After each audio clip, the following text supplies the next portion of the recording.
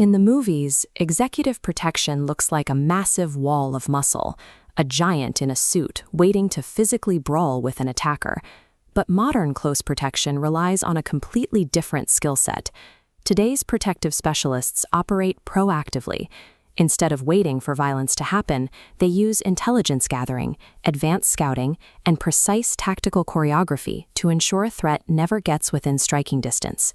Statistical data reveals that most attacks occur during the transition, the brief window of exposure when a principal exits a car, crosses a sidewalk, or enters a venue. Surviving this gap requires the security detail to actively manipulate the physical space around their target. They build a barrier out of geometry long before a weapon is ever drawn. This diagram illustrates the protective bubble. When securing a static building, professionals use concentric circles of security, fences, access checkpoints, and interior guards. For a moving target, the detail creates a portable version of those same overlapping layers. At the center, occupying the inner circle, is the Personal Protection Officer, or PPO. Their sole responsibility is to stay within an arm's reach of the principal.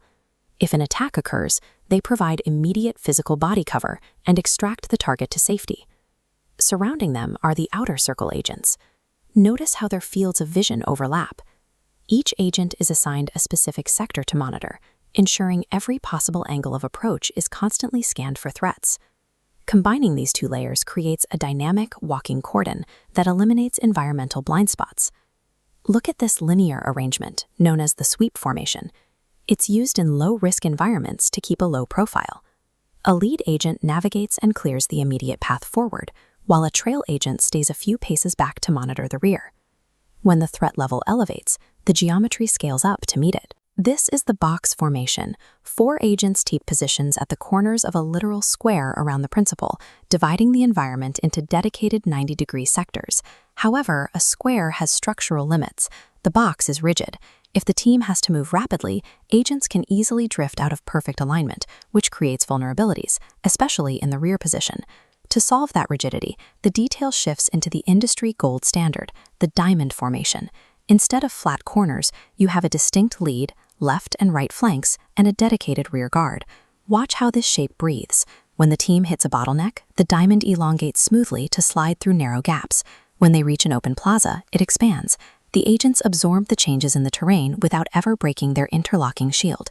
Selecting the right physical configuration dictates whether the team maintains a 360-degree perimeter or accidentally hands an adversary a clear line of sight. When a detail has to navigate through a dense, unpredictable, or openly hostile crowd, they deploy the wedge. In this inverted V shape, the forward agents consolidate at the front of the formation. This creates a physical snowplow effect. The agents drive a hard wedge through the chaos, carving a safe path and preventing the crush of bodies from collapsing inward onto the principal. In environments this loud and chaotic, verbal commands are useless. Furthermore, shouting instructions would reveal the detail's plans to anyone listening. Instead, agents rely on precise tactical hand and arm signals to direct the formation silently. For example, if an agent spots a potential threat in the crowd, they use this specific gesture, an open hand with fingers spread wide, pointing toward the individual. This instantly directs the rest of the team to lock on to the correct person without drawing unnecessary attention. Under immense environmental pressure, the protective bubble survives strictly because the team has trained to move, observe, and react as a single silent organism. This animation demonstrates what happens when a detail encounters a fatal funnel. Architectural choke points like narrow hallways, stairwells, and elevators actively restrict the team's geometry, stripping away their spatial advantage. To survive a funnel, the team instantly collapses into a linear formation, staggering into a single file line while deliberately contorting their sight lines to keep those overlapping arcs of observation active. Inside these tight corridors, officers follow a strictly enforced counterintuitive rule: never hug the walls for cover. This diagram shows the physics of a hallway firefight. Standard interior walls offer zero ballistic cover. Worse, bullets fired at an angle ricochet and travel parallel to the surface, right in that 4 to 8 inch zone. Anyone pressing against the drywall catches the ricochet directly. Beyond ballistics, wall hugging destroys an agent's mobility. By maintaining a gap away from the wall, the agent preserves physical room to pivot freely, draw a weapon, or shield the principal. In a confined space, physical barriers offer a false sense of security. Surviving a fatal funnel requires prioritizing precise positioning and absolute maneuverability above all else. An amateur stands next to a target and waits to react to an attack.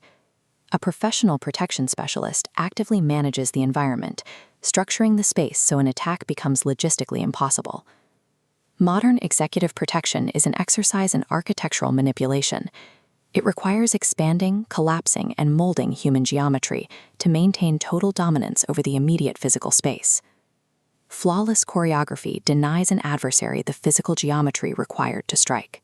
True security ensures that an attack never has the space to materialize.